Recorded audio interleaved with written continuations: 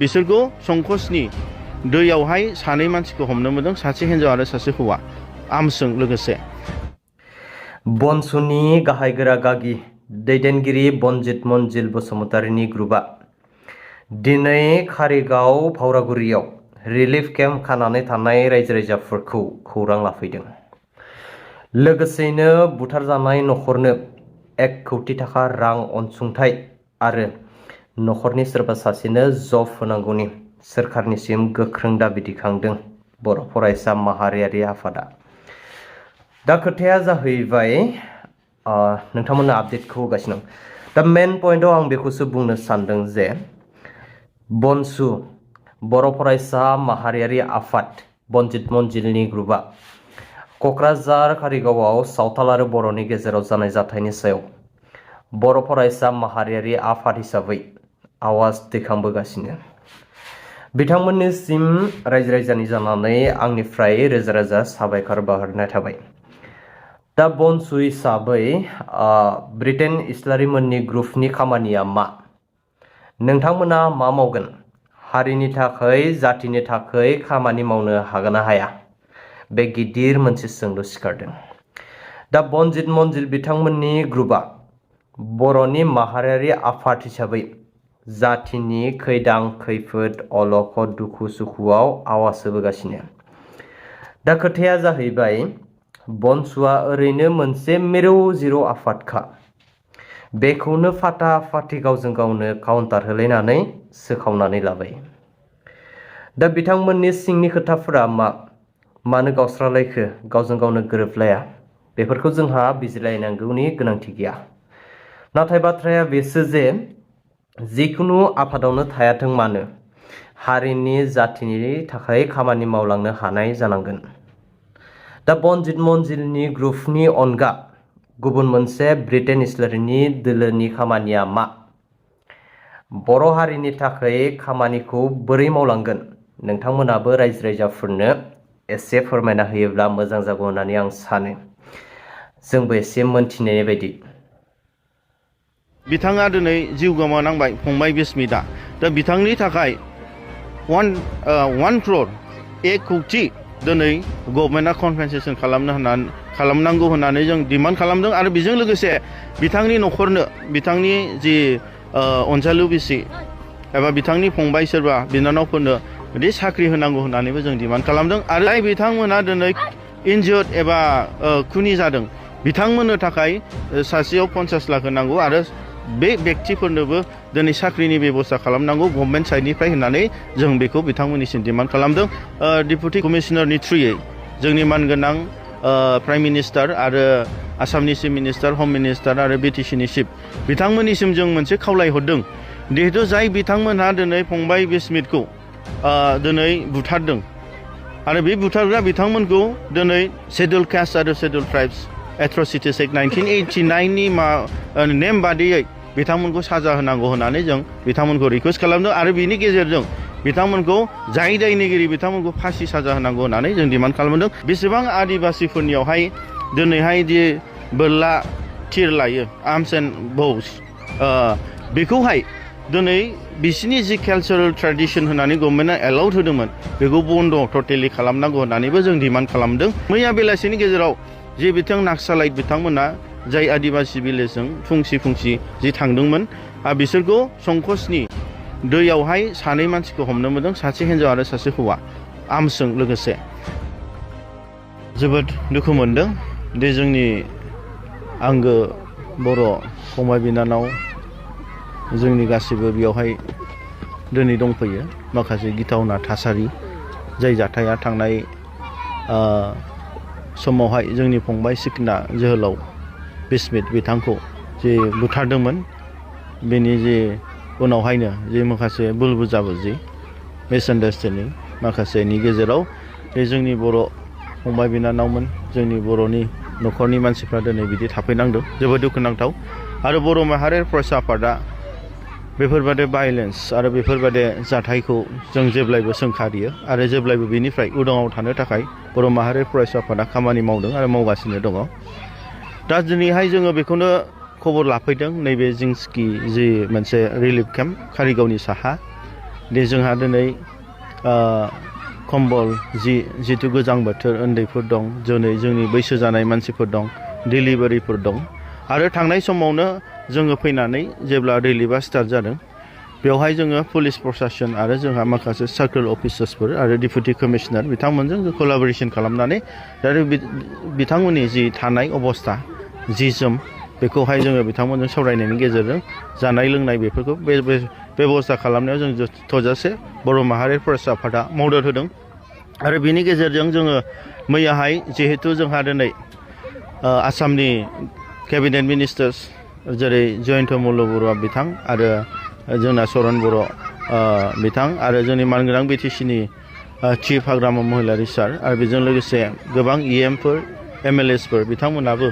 जेसेबां हानायखिनि गभर्नमेन्टनिफ्राय बिटिसि गभर्नमेन्टनिफ्राय आसाम गभर्नमेन्टनिफ्राय कलाबरेसन खालामदों सहाय खालामदों आरो बिथांमोननि गेजेरजों मैयाहाय जोङो जितु बिटिसियावहाय जे मोनसे गोबां सानथालिफोरनि आफादफोर आरो जोंनि बर'फोरनि आफादफोर जेरै साहित्य सभा एबसु बनसु आरो गोबां जेरै जोंहा बड'लेण्ड जनजाति सुरक्षा मन्च आरो गोबां आफादफोर बेजों मोननैबो कमिउनिटिनि गेजेरजों सावरायनायनि गेजेरजों आरो जोंनि केबिनेट मिनिस्टार्स जेरै जयन्त मल्ल बरुवा आरो सरन बर' आरो बिटिसिनिसिम गोबां जों सावरायनायनि गेजेरजों मोनसे सान्थि भाबै जे जोङो फैबाय थानाय समावहाय मोनसे परिबेस लाबोफिननांगौ बे परिबेसखौ सावरायनाय जादों आरो बेनि गेजेरजों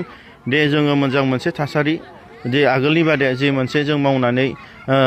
जानो हानाय बाजार स्कुलाव थांनो हानाय बे मोनसे परिबेसखौ लाबोफिननांगौ होननानै जों गुवारै सावरायनायनि गेजेरजों बिटिसियावहाय जों मोनसे परिबेस लाबोनो हादों आरो बेनि गेजेरजों जों मैया जों दिनैहाय जोंनि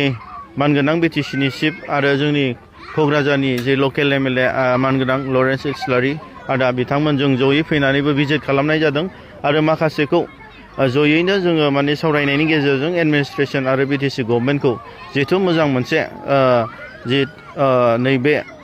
रिलिफ केम्पफ्रावहाय मोजां मेडिकेल चेकआप मोजां जिहेथु माने जानाय मोजां थानाय कम्बल जि जोम तिरपाल बे मेनेजमेन्टखौ जों सावरायनायनि गेजेरजों होनो हादों आरो थोजासे जथेस्थ' आसाम गभर्नमेन्ट बिटिसि गभर्नमेन्टआ आरो जोंनि पुलिस प्रशासनफ्रा बिथांमोनखौ हेल्प खालामदों थोजासे दा बेखौनो जों सोरबा मोनदोंना मोनाखै दिनै माखासे जि माने रिपर्ट बेखौ जों लाफैदों दा जोंहा थोजासे जोंनि साइडनिफ्राय जिहेथु बनसुनिफ्राय जिहेतु गभर्नमेन्टखौ आरो पुलिस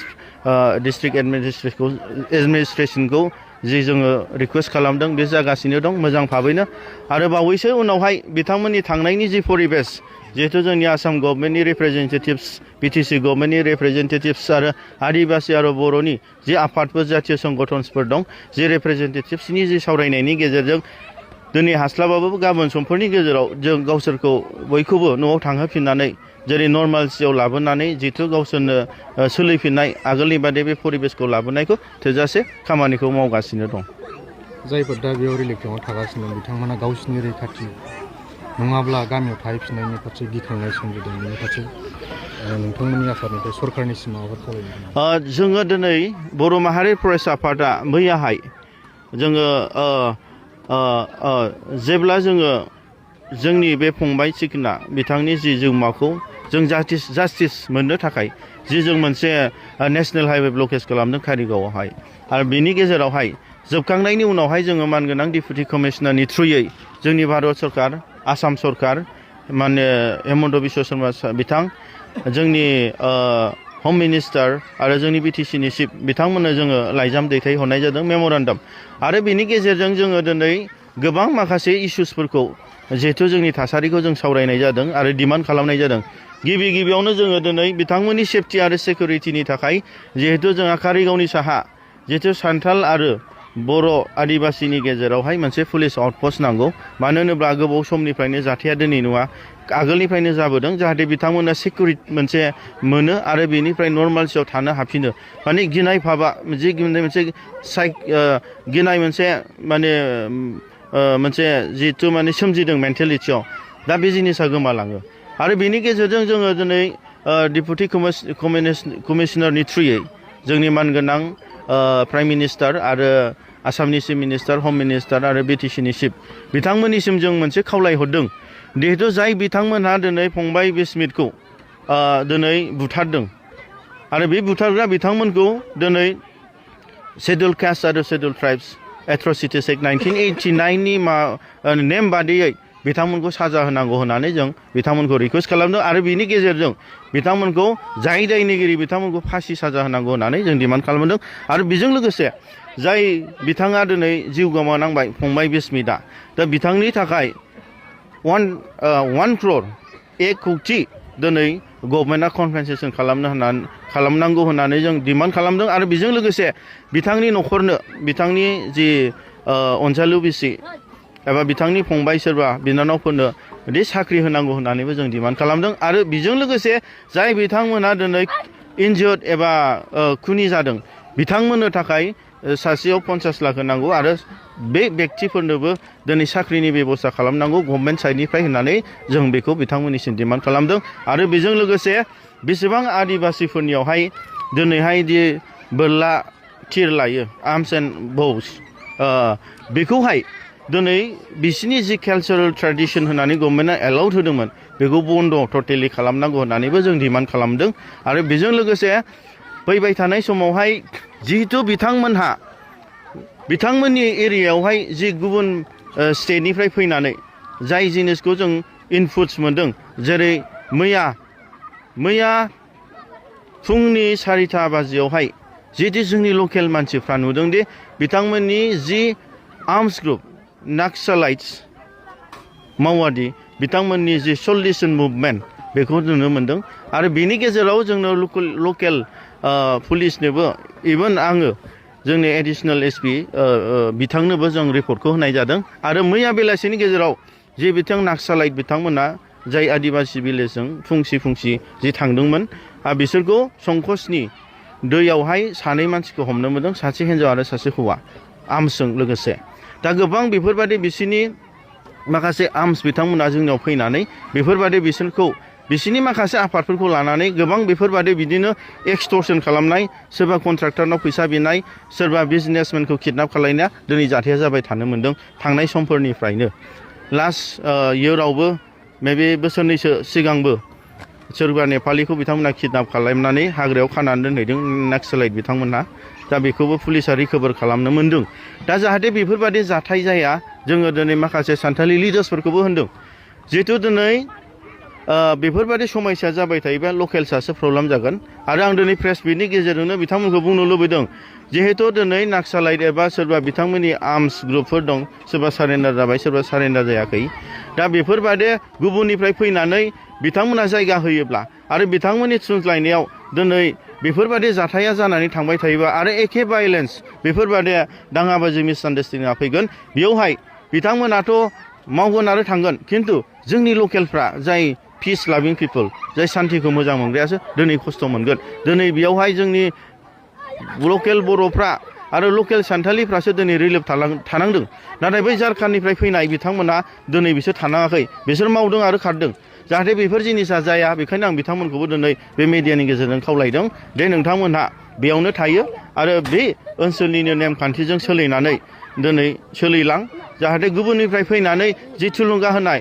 बेफोरनिफ्राय गोजानाव था मानो होनोब्ला जों बेयाव जयैनो बिदा फंबाय हिसाबै जों रायजो जागोन आरो फैबाय थानाय समाव जोङो सान्थि भाबै जों बे ओनसोलखौ जौगाहोलांगोन